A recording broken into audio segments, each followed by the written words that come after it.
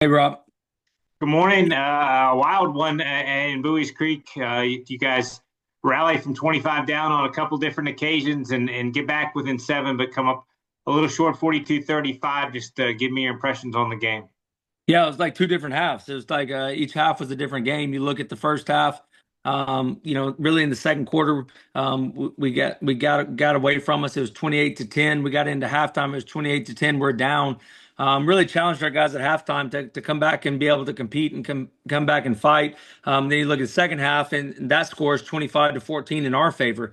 If you look at holistically, man, our kids played harder in the third and fourth quarter, and were more successful in third and fourth quarter than we have been all year in any of our ball games. And so, a credit to our kids, credit to our program, credit to our coaches.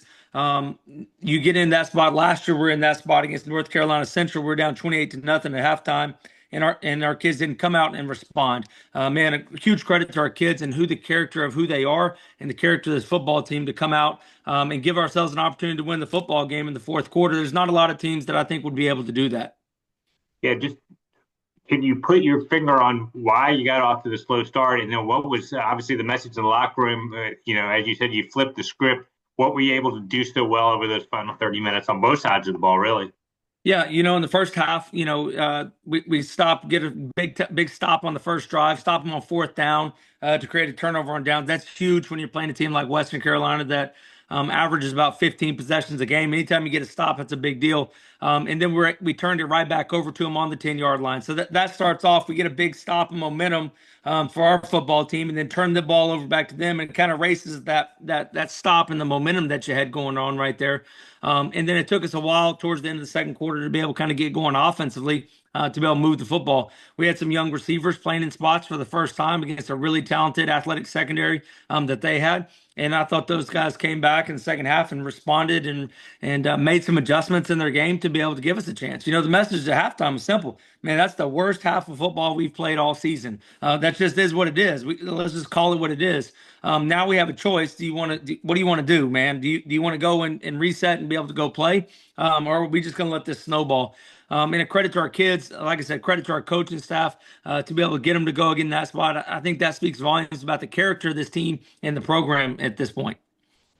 You talked about some of the young receivers. You're without your top guy in Randall King, but Stevie Keener, a freshman, 3 catches for 50 yards, and Travian Delonis Wilcox, 124 yards. Talk about the performance of those two guys stepping up.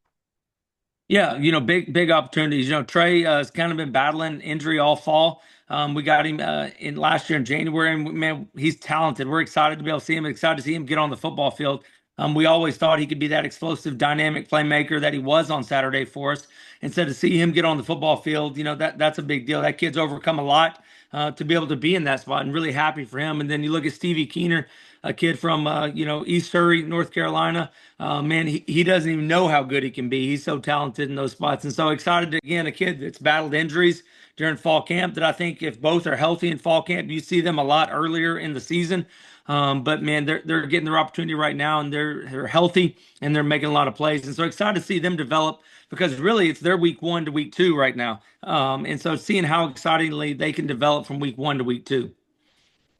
Uh, Cam Six Killer, 205 yards and a touchdown. Also ran for a couple of touchdowns and 55 yards, as you said. A little bit of a slow start in the first half, but how would you assess his play overall? Yeah, Cam keeps giving us an opportunity to win football games, and it's a gutsy performance.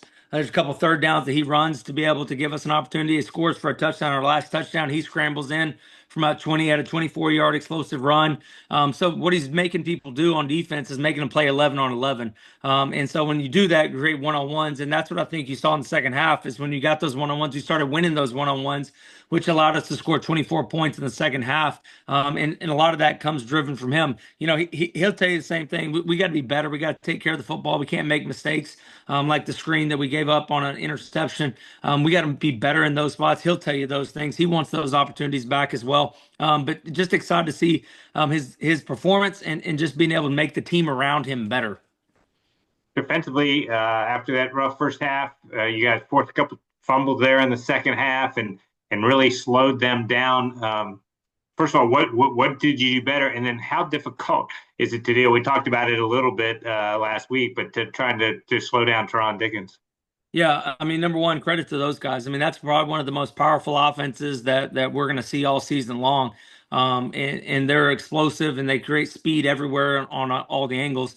You know, you look at the first half and you don't like the situation you're in, but the reality is our defense gets a big stop in the first series, and then we turn it right back over, and that gives up a touchdown, right? And so there's one score that's in that opportunity that hurt us in that spot that really wasn't necessarily on the defense, right?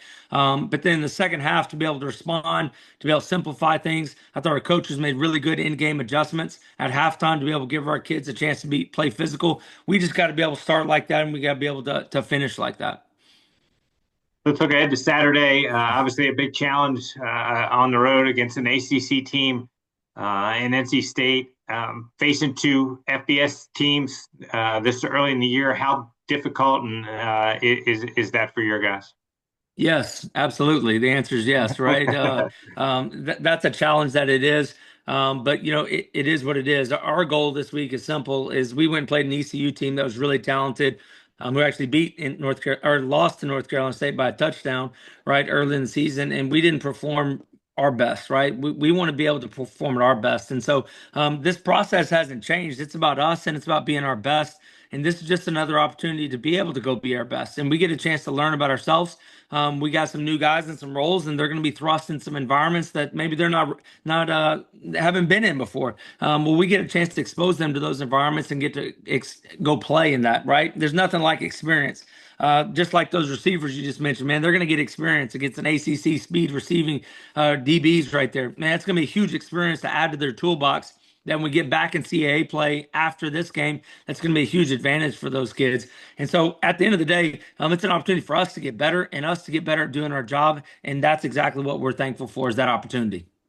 I know you guys have a lot of kids from the local area. Probably, some of them probably wanted to be recruited by NC State, perhaps. Getting the opportunity, how much do your guys enjoy going into Carter Finley and as you said, getting that type of experience?